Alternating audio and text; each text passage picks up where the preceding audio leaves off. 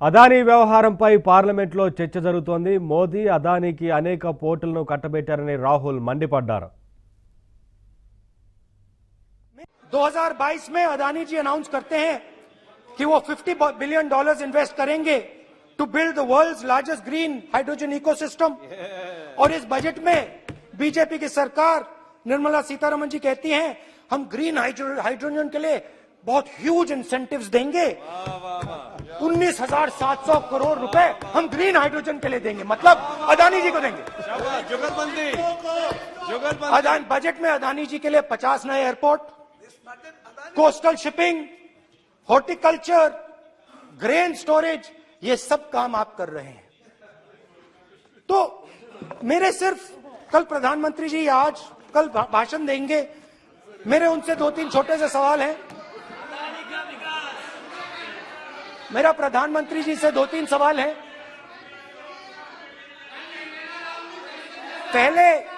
पहले अदानी जी के हवाई जहाज में मोदी जी जाते थे, अब मोदी जी के हवाई जहाज में अदानी जी जाते हैं। पहले लोकल मामला था, फिर नेशनल मामला हो गया, उसके बाद इंटरनेशनल मामला हो गया। अदानी जी के लिए बोरिस जॉनसन का बेटा काम करता है, आपको पता नहीं मालूम है या नहीं मालूम?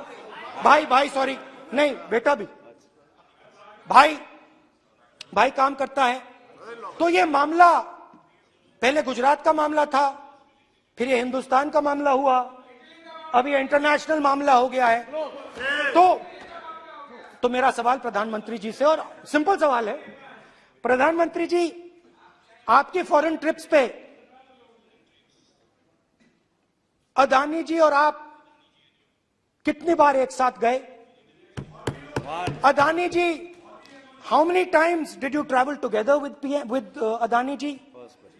How many times did Adani ji join you later on a visit? How many times did Adani ji travel to a country immediately after you did? And in how many of these countries after you visited did Adani ji get a contract? Also an important question, zaruri sawal.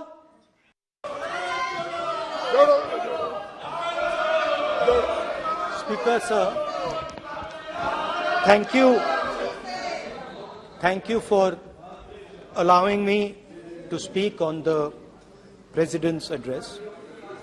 It's an honor for me to be able to speak at this house today.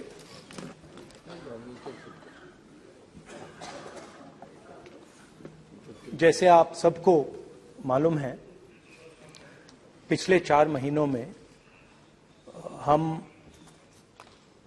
Bharat जोड़ो यात्रा कन्याकुमारी से लेकर कश्मीर तक हम पैदल चले।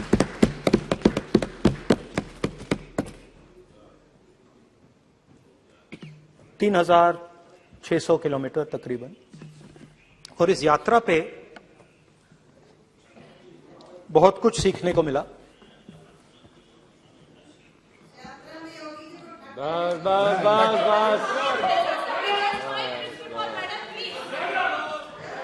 इस यात्रा में बहुत कुछ सीखने को मिला, और जो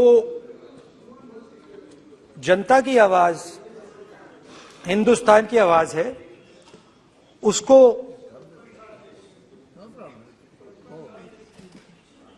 गहराई से सुनने का मौका मिला।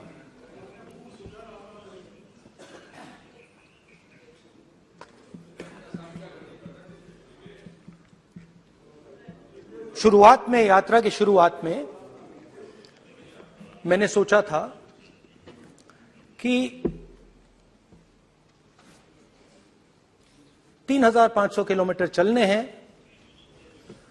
और मुश्किल है, मगर किया जा सकता है।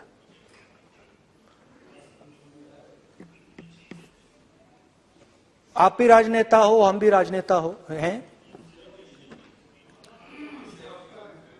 हाँ सेवक कह लीजिए। और नॉर्मली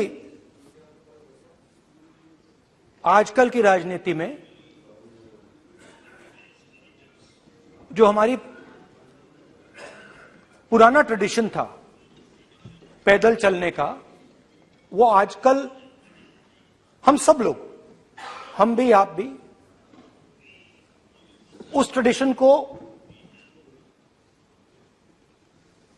शायद भूल गए या उसका हम पालन नहीं करते। मैं भी उसमें शामिल था, आप भी उसमें शामिल हैं। हम सब, कोई गाड़ी में जाता है, कोई हवाई जहाज में जाता है, कोई हेलीकॉप्टर में जाता है, मगर पैदल कम चलते हैं। ठीक है, ठीक है। और जब पैदल चला जाता है, हां पैदल जाएंगे, सब जगह पैदल जाएंगे, घबराइए मत। तो जब पैदल चला जाता है, मैं 1 किलोमीटर की बात नहीं कर रहा हूं, 10 की नहीं कर रहा हूं, 25 की नहीं कर रहा हूं, मैं 200-300-400 किलोमीटर की बात कर रहा हूं। जब 200-300-400 किलोमीटर चला जाता है तो शरीर पे दबाव पड़ता है, दर्द होता है, मुश्किल आती है। शुरुआत में चलते वक्त लोगों की आवाज सुन रहे थे हम, मगर हमारे दिल में यह भी था कि हम भी अपनी बात रखें। कोई हमारे पास आता था, कहता था कि मैं बेरोजगार हूं, और हमें लगता था कि नहीं, हमें कहना चाहिए कि तुम बेरोजगार क्यों हो, कारण क्या है। उसमें हम विपक्ष का रोल भी प्ले कर लेते थे, आपकी भी बुराई कर देते थे। नहीं, वो तो है, वो भी करेंगे, हम भी करेंगे। मगर थोड़ी देर चलने के बाद एक बदलाव आया, और जो हमारी आवाज थी, जो ये डिजायर था बोलने का कि भैया बेरोजगारी इसलिए है, महंगाई इसलिए है, वो बिल्कुल बंद हो गई। क्योंकि हमने इतने लोगों से बात की, मतलब हजारों लोगों से बात की, बच्चों से, बुजुर्गों से, महिलाओं से, माताओं से, बहनों से, कि थोड़ी देर बाद ये बिल्कुल आवाज बंद हो गई। और फिर हम गहराई से, और मैं खुल के कह सकता हूं, मैंने तो अपनी जिंदगी में इस प्रकार से कभी पहले सुना ही नहीं था। क्योंकि हम सब में थोड़ा सा अहंकार होता है कि हम ही बता दें, अपनी बात रख दें।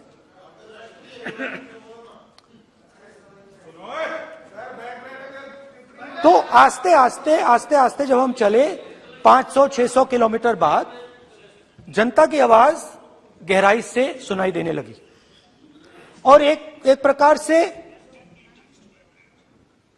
यात्रा, इंडिविजुअल्स नहीं, यात्रा हमसे बोलने लगी। नहीं, गहरी बात है, समझ नहीं आएगा।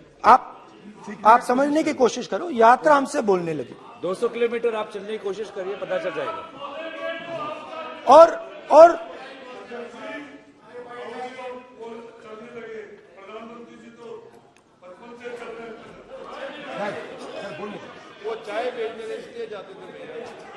तो यात्रा बोलने लगी। कोई आता था, कहता था, युवक आता था, कहता था मैं बेरोजगार हूं। हम सवाल पूछते थे, क्या पढ़ा आपने, इंजीनियरिंग की, अब क्या करते हो। कोई कहता था मैं बेरोजगार हूं, कोई कहता था मैं उबर चलाता हूं, कोई कहता था मैं मजदूरी करता हूं। किसान आए हजारों, प्रधानमंत्री बीमा योजना की बात की कि हम पैसा भरते हैं, तूफान आता है, आंधी आती है, पैसा गायब हो जाता है।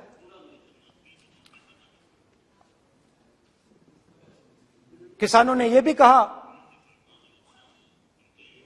कि हमारी जमीन छीन ली जाती है, हमें सही रेट नहीं मिलता। जमीन अधिग्रहण बिल जो था वो लागू नहीं होता। आदिवासियों ने कहा, वनवासियों ने नहीं, आदिवासियों ने, कि जो ट्राइबल बिल में हमें दिया जाता था वो आज छीना जा रहा है। तो बहुत सारी चीजें हमको सुनने को मिली, मगर मेन थ्रस्ट अगर मैं कहूं, मेन थ्रस्ट बेरोजगारी, महंगाई और किसान। उसमें एमएसपी थी, उसमें बीज की समस्या थी, किसान बिल की समस्या थी। अच्छा, अग्निवीर की भी बात की लोगों ने। आपने अभी बोला कि अग्निवीर देश को फायदा पहुंचाएगा, मगर हिंदुस्तान का युवा जो 4 बजे दौड़ता है, आर्मी में भर्ती होने के लिए दौड़ता है, वो आपकी बात से सहमत नहीं है। उनने हमसे कहा कि पहले हमें 15 साल की सर्विस मिलती थी, पेंशन मिलती थी, अब 4 साल के बाद हमें निकाल दिया जाएगा, कुछ नहीं मिलेगा, पेंशन नहीं मिलेगी। सीनियर ऑफिसर्स ने कहा कि हमें तो लगता है कि ये जो अग्निवीर योजना है ये आर्मी के अंदर से नहीं आई, ये कहीं और से आई है, ये आरएसएस से आई है, होम मिनिस्ट्री से आई है। ये सीनियर आर्मी के लोगों ने कहा है, मैं नहीं कह रहा हूं, कि हमें लगता है कि ये आर्मी के ऊपर ये योजना थोपी गई है और ये आर्मी को कमजोर करेगी। आर्मी के जनरल्स ने हमें कहा, जो रिटायर्ड हैं, उन्होंने हमें कहा, राहुल जी, हजारों लोगों को हम हथियार की ट्रेनिंग दे रहे हैं और फिर थोड़ी देर बाद उनको समाज में डाल रहे हैं।